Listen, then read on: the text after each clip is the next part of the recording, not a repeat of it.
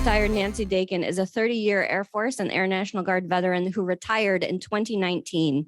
She's a former enlisted aircraft maintenance troop turned bomber fighter, ISR pilot, 3-time commander, National Air National Guard director, and now she spends her time volunteering with nonprofits that are benefiting veterans and dogs, especially Dachshund Rescue and service dogs for veterans. Ladies and gentlemen, my dear friend, Miss Nancy Dakin.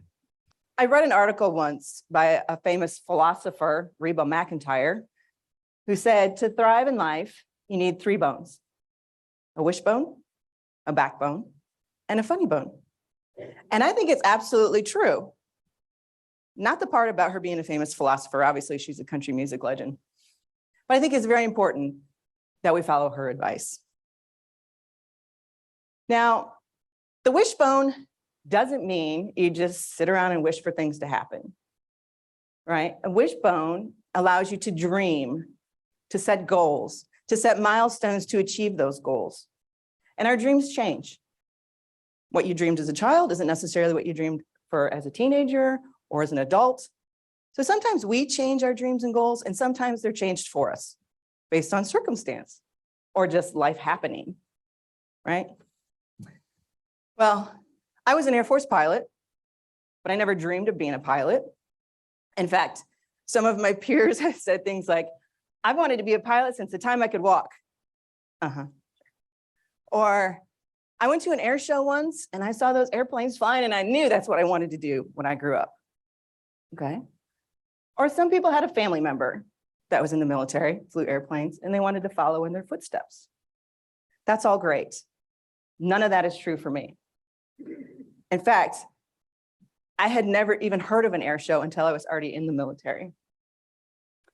I actually wanted to be a mechanic like my dad, but I didn't want grease under my nails. Turns out you can be a mechanic and not get grease under your nails. Here to prove it.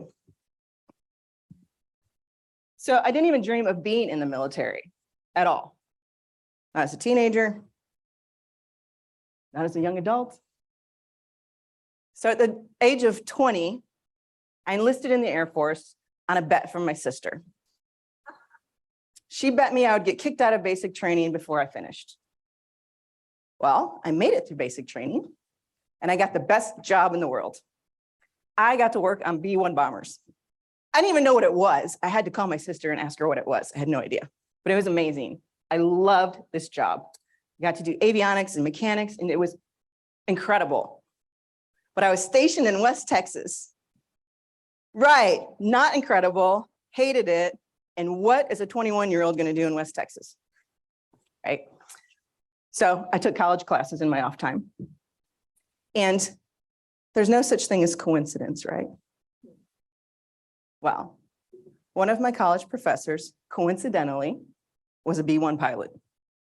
And I had taken several of his courses. And then one day he said to me, hey, Nance, why don't you try to get a commission and go to pilot training? What? Me? No. I said, I love what I'm doing. I'm good. And he said, I promise you, you'll love this more. Well, I joined the Air Force on a bet. So what do I have to lose?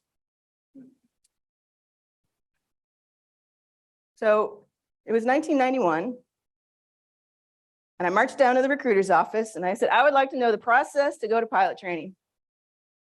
2 of them literally laughed out loud.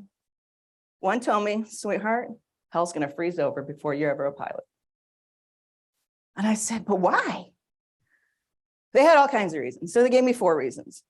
They said, well, 1, you're a girl. I said, well, thank you for noticing. And women don't fly airplanes. And I said, not true. Part of it was true. Women couldn't fly combat aircraft at the time. Okay. 2, you wear glasses. Again, thanks for noticing. And you can't wear glasses. You need to have perfect vision. I said, well, that's weird because I've seen pilots on the flight line wearing glasses, but okay. 3, you don't have a college degree. Working on it. And 4, you've never flown anything in your life. What do you know about flying? You need a pilot's license. Now, sometimes that was a recommendation and sometimes that was a requirement, but at the time it was not a requirement. So I looked at him, I said, that's it, that's all you got? I can finish my degree. I can probably figure out how we get flying lessons. The first two are gonna be a little tricky, but I now had a goal. I had a dream. I was gonna go to pilot training. Why? Not because I was dying to be a pilot. It's because they told me I couldn't. And I was bound and determined to see hell freeze over. So this is where your backbone comes in. Backbone to me means courage. Courage to stand up for yourself, to stand up for your friends and family, to stand up when no one else is standing. It allows you to be accountable, respectful, professional in any situation. And it takes courage to own your mistakes and failures. With those 4 reasons of why I couldn't go to pilot training, I kept on. I kept on with my college classes, got my degree. I took a second job to pay for flying lessons, got my license. I researched the regulations and found out that wearing glasses didn't apply to people already in the military, just civilians. But I guess the recruiters missed that sentence, even though it wasn't too hard to find, because I found it. And then in 1993, on April 28th, 2 years after they told me I would never go to training because I was a girl, and 30 years ago today, the Secretary of Defense announced that all aircraft were open to women, including combat-loaded aircraft. So all 4 reasons they had given me were now completely invalid. Now all I had to do was apply, get accepted, easy peasy, right? No. So by now I was in the Air National Guard, and they told me thousands of people apply for pilot training every year. 10 or so get an interview at the units that are hiring, and of those 10, 1 goes to training. Now, there's about maybe 30 units that are hiring a year.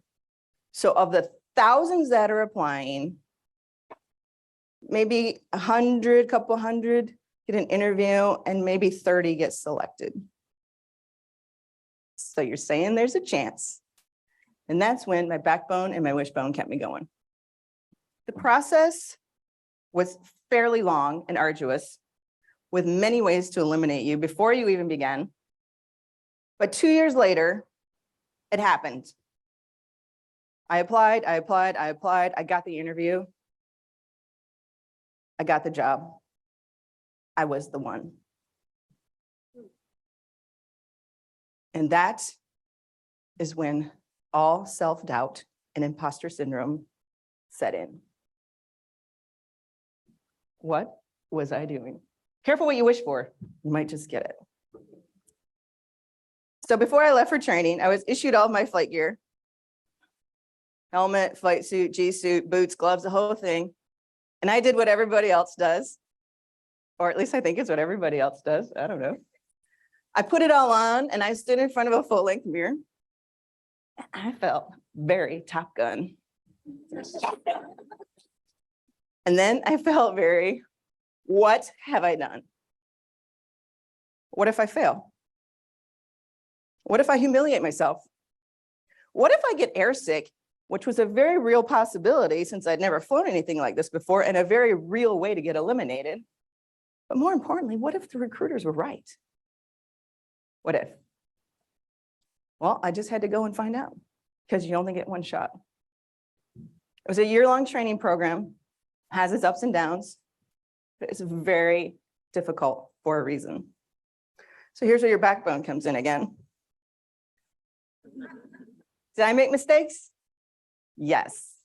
Did I fail at times? Absolutely. Did I humiliate myself? Almost daily, but I kept going. The courage to continue. So in the words of Winston Churchill, success is not final. Failure is not fatal. It is the courage to continue that counts, the courage to admit your mistakes and your failures and move on. Easy, right? Well, that's where our funny bone comes in. See, As difficult as pilot training was at times, the next 20 years was just as difficult. Plenty of opportunities to fail, plenty of opportunities to humiliate myself, plenty of opportunities to hear, you don't belong here, and plenty of opportunities to show I absolutely belong here. And I had to have a sense of humor because I was typically the only female pilot in my squadron for those entire 20 plus years. And when you're surrounded by a sea of male egos, you must have a sense of humor and a little sarcasm even. And I thought it was incredibly essential when I had situations like these. So I did end up flying B-1s, and I took a B-1 to an air show. And I'm standing in front of the airplane in my flight suit, and a gentleman walks up to me and says, I'd like to talk to the pilot. She's right here, what can I do? He looks at the airplane and he looks at me and he said, I don't think so. You're too small to fly something that big. And I said, well, it's a good thing the airplane has no idea how small I am and it flies just fine. Or I had a supervisor when I was an airman who was dead serious, said to me, you don't belong here. God only put women on earth to reproduce, and you need to be home barefoot and pregnant, like God intended. I seriously thought he was joking. I laughed out loud. That made him more angry. And I said, you know, I don't think that's what God has intended for me, but if he tells me differently, I'll let you know. And then my all-time favorite from supervisor out on the flight line says, Dakin, you're really good at your job. Better than me. And it pisses me off because you're a girl. Yeah, thanks for noticing. But really? Really? So we need laughter, right? Laughter is good for the soul. It's good medicine. It releases endorphins, which are feel-good chemicals that reduce stress and negative feelings. And it's okay to be vulnerable and laugh at yourself. I wish I had done it more when I was younger. I took myself very seriously. I thought I always had to work twice as hard as everyone else to be just as good. But now I realize that probably wasn't true. It was just unnecessary stress I put on myself. And I laugh at myself all the time now. And it's very freeing. So laugh. Give yourselves grace. Give each other grace. And remember Reba's wisdom. All you need in life is a wishbone, a backbone, and a funny bone. And no matter what life throws your way, believe in yourself every day. Thank you for your attention. And please remember all those who gave up all their tomorrows so we could have today. Thank you.